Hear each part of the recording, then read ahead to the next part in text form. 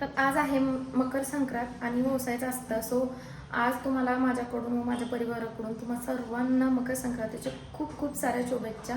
आणि तिळगुळ घ्या आणि गोड गोड बोला बरं का. तर असा सपोर्ट पण राहू द्या आपल्या चॅनलची. सो लवकरच आपल्या चॅनलवर 2 लाख सबस्क्रायबर पूर्ण होणार आहेत. सो आजचं रुटीन मी तुमच्यासोबत शेअर करते. आमच्याकडे कसं असतं वगैरे. कर्नाटकमध्ये कोणीच करत नाही, पण मी एकटी कसं करते आणि हेच मी तुमच्यासोबत शेअर करते. सो व्हिडिओ शेवटपर्यंत बघायचा अजिबात सेट न करता. चला तर व्हिडिओला करूया सुरुवात.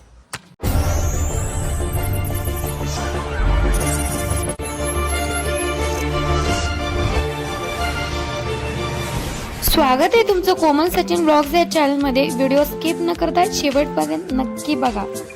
तर पूजा वगैरे झालेली आहे. फक्त मला खणांची पूजा करायची, देवाची पूजा करून झालेली आहे. तसं तर खण कालच पुजले होते, पण आज अजून एकदा पूजायचे असतात. सो आता माझी सकाळची कामं राहिलेली आहेत, ते म्हणजे सगळं झाले. फक्त मी इथे ना हरभरे नीट करते. काल ह्यांनी हरभरे खूपच आणले होते आणि ते तसंच पडून राहिले ना, तर वाळून जातात. मग म्हणलं ते निवडून ठेवूयात. सो निवडून ठेवते आता. आणि पुरणपोळीचा स्वयंपाकसुद्धा करायचा आहे. तसं तर व्यवसायाचं टाईम 3च्या नंतर आहे. मला माहिती नव्हतं, मला वाटलं सकाळचं व्यवसायाचं आहे. मला जाऊबाईंनी मेसेज केला व्हॉट्सअपला की 3 वाजल्याच्या पुढे टायमिंग आहे. सो तोपर्यंत फराळ वगैरे काहीतरी करून खा, उपवास असतो ना, वसल्याशिवाय ना म्हणजे उपवास धरायचा असतो. आणि वसून आल्यानंतर पुरणपोळीचं जेवण खायचं असतं, असं असतं. मग त्यांनी सांगितल्यानंतरच मी नाही ते साबुदाणा भिजत घातलेला आहे बघा. तर आता 1 तास झाले, 2 तासांनी पूर्ण चांगला भिजेल. तसं तर भिजलाय पूर्ण, पण 2 तासांनीच करायचा म्हणजे छान होतो. सो मुलांना पण आवडतो म्हणून मी जास्तीचा घातला. एवढं सगळं मी काही एकटी खात नसते, मुलांना खूप आवडतो म्हणून. तर आता मी हे निवडून घेते आणि मग कंटिन्यू करते. तर आता हे कचरा टाकते. आणि मुलांनी इतका कचरा केला ना, बाहेर पण बोरं खातात. हे बघा हरभरा खायला लागले, सगळ्या घरात पसारा उरलाय. अजून मला देवाची पूजा आपण करायची बाकी.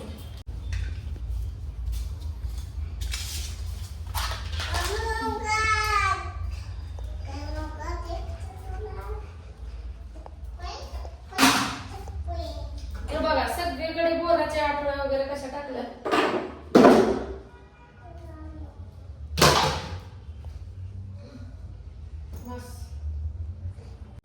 रोज तर रांगोळी काढायला जमत नाही, पण सणाचं मी आवडून काढते. कारण प्रिन्सचा टिफिन बनवायचा गडबडीत होतच नाही.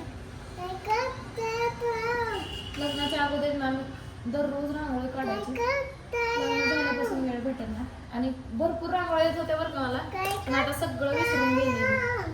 मी रांगोळी काढते पिल्लू. तर इथं बघा लक्ष्मीची पाऊल काढलेली तर त्यावर असं हळदी कुंकू घालायचं. ते खूप शुभ असतात. सो सणासुदीचं असं काढायचं.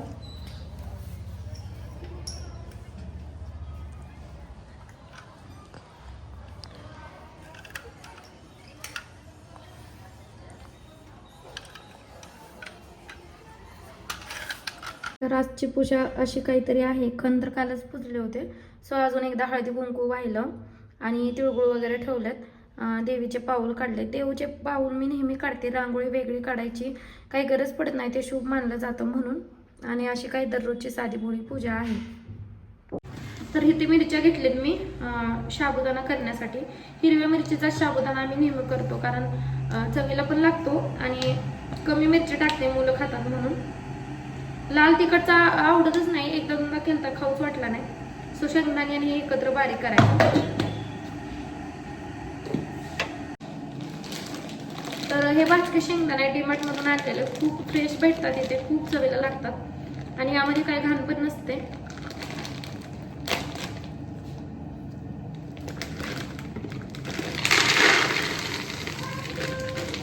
शेंगाची पोळी, शेंगाचे लाडू करायला हे शेंगदाण्याचा वापर करते. भाजीमध्ये जे कच्चे शेंगदाणे असतात ना, ते भाजून ठेवते मी आणि ते करते. पण कधी कधी भाजलेले नसले ना, मग मी ह्याचा यूज करते. स्वतः ह्याचाच यूज करूया. घाण नसते तरी पण वापरण्यापूर्वी मी एकदा बघून घेते, कारण बघून केलेलं चांगलं असतं. रिस्क नको, कारण दाताखाली जर एखादी खर आली ना, एकदम दाताला इतक्या कळा येतात ना, बेकार.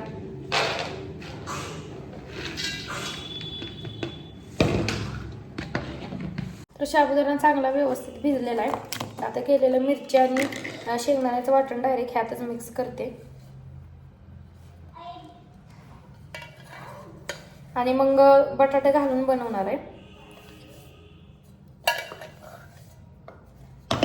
अशी खिचडी असेल तरच आम्ही सगळे आवडीनं खातो. खूप आवडते खिचडी, त्यामुळे 8 दिवसातून एकदा तर मी आवर्जून बनवते, कारण मुलांसाठी त्यांना आवडते. प्रिन्स तर टिफिनलाच दे म्हणतो. किचनवर थोडा कचरा झाला तर लगेच काढावं लागतं, नाही तर लगेच त्याला मुंग्या लागतात.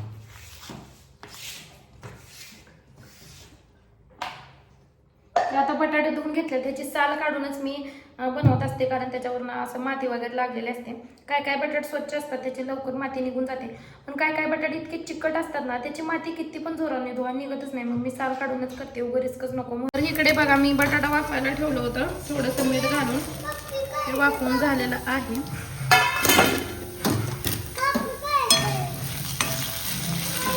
लालसर असं भाजून घेतलेलं आहे. आता ह्यामध्ये मी साबुदाणा टाकते. तर साबुदाण्यामध्ये मी मीठ पण मगाशीच टाकलं होतं.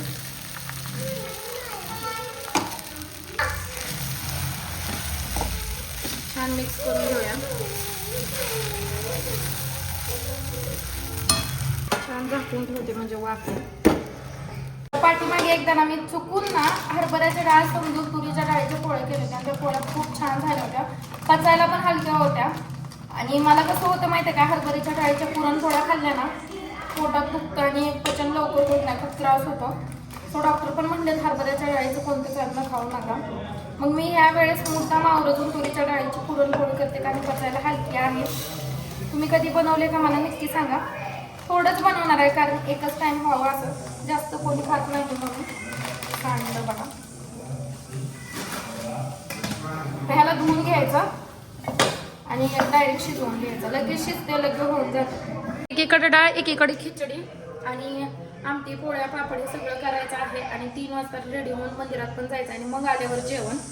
आणि मुलं बघा कशावर बसलेत, खाली उतरा. मुलांचं पण आवरायचं आहे. डाळ शिजत आलेलीच आहे, येळवणी काढायची आमटीसाठी. कटाच्या आमटीला आम्ही येळवणीची आमटी म्हणतो. इकडे रेडी आहे, मुलांना दिलंय, मुलं बाहेर बसून खात आहेत. मला दही सोबत खिचडी खूप आवडते, सो आता मी खाणार आहे. आणि ते शिजल्यावर आता पोळ्याचा स्वयंपाक सुद्धा करणार आहे. तर 80% माझा स्वयंपाक झालाय. भात झाले, आमटी झाली, गुळवणी झाली. गुळवणी म्हणजे गुळाचं पाणी करतो आम्ही, काय ते पोळीसोबत खायला.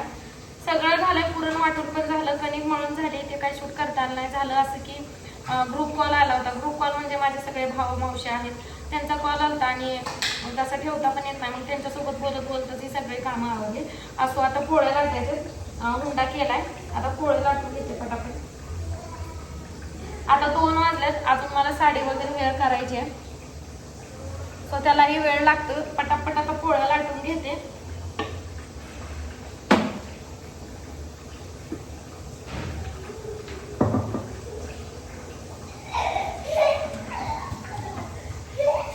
तर मस्त सगळ्या पोळ्या अशा टम्म फुगल्यात आणि खूप मस्त झाल्यात बरं का, एकदम मऊ लुसलुशीत झाल्यात.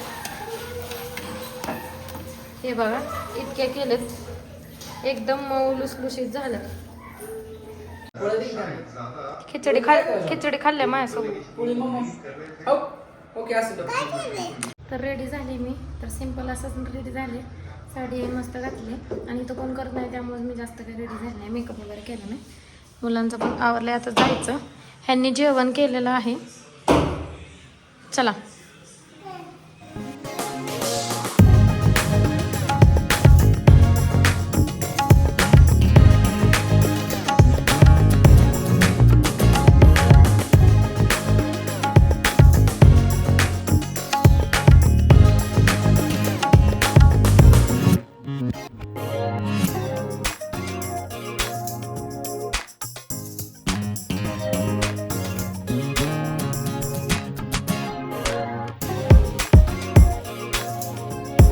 तर आता दुसऱ्या मंदिरात आलो आम्ही.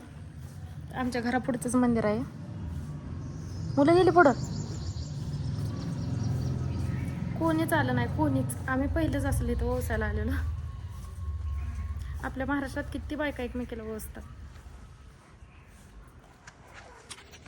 तर आता आम्ही घरी आलो, कोणच नव्हतं. आम्ही तेवढं देवाला ओसलं, तिळगुळ वगैरे ह्यांना दिलं, आणि तिथं मंदिरात पण 1-2 पुजारी होते, त्यांना तिळगुळ दिलं, त्यांचा आशीर्वाद घेतला आणि घरी आलो. सो तुमच्याकडं कशी झाली संक्रांत मला कमेंटमध्ये नक्की सांगा. आणि तुम्ही सुद्धा तिळगुळ घ्या आणि गोड गोड बोला. मी सुरुवातीला पण म्हणलं, आता शेवटी पण म्हणते. सो कसा वाटला आजचा ब्लॉग नक्की कमेंटमध्ये सांगा. चॅनलमध्ये नवीन असाल तर आपल्या चॅनलला सबस्क्राईब करून व्हिडिओला एक लाईक करा. भेटूया नेक्स्ट व्हिडिओमध्ये. तोपर्यंत हेल्दी राहा, हॅपी राहा, बाय बाय.